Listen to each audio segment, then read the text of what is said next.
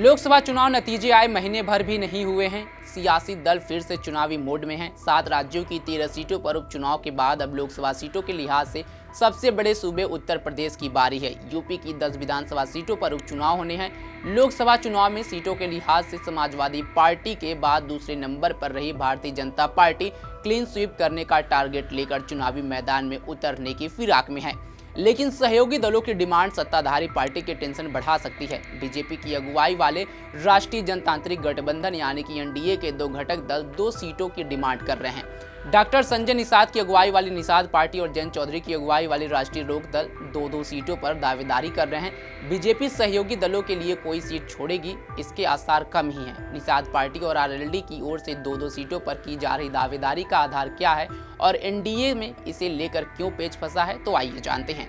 BJP की ओर से हर सीटों पर उम्मीदवार उतारने की तैयारी के बीच निषाद पार्टी के प्रमुख दिल्ली का भी चक्कर लगा रहे हैं। निषाद पार्टी के प्रमुख मिर्जापुर जिले की मझवा के साथ ही कटिहारी विधानसभा सीट के लिए दावेदारी कर रहे हैं। उन्होंने कहा कि 10 सीटों के उपचुनाव में 2 सीटें हमारी हैं, हम दोनों सीटों पर उम्मीदवार उतारेंगे।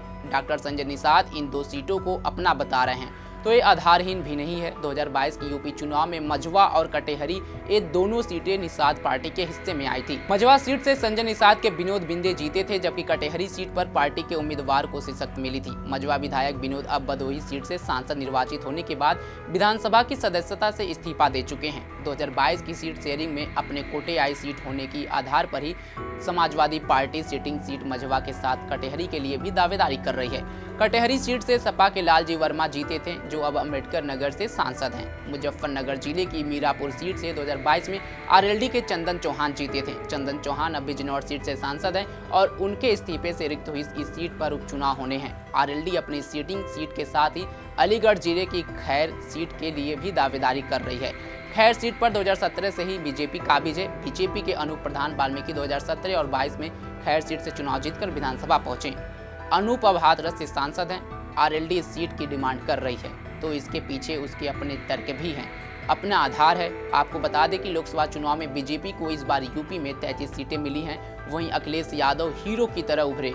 इससे पहले मुलायम की सरकार रहते सपा को यूपी में 35 सीटें हासिल हुई थी।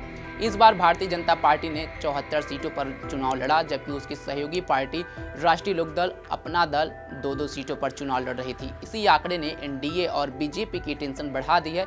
लोकसभा चुनाव के बाद उपचुनाव बीजेपी के लिए किसी अग्नि परीक्षा से कम नहीं है। देखना होगा कि इस उपचुनाव में किसकी लहर चलेगी, अखिलेश यादव की लहर चलेगी या सीएम योगी की। खैर, इस खबर पर आपकी क्या राय है, कमेंट बॉक्स में जरूर बताएं। तमाम खबरों के लिए जुड़े रहें हमारे साथ और देखते रहें पंजाबकेसरी.com। धन्यवाद।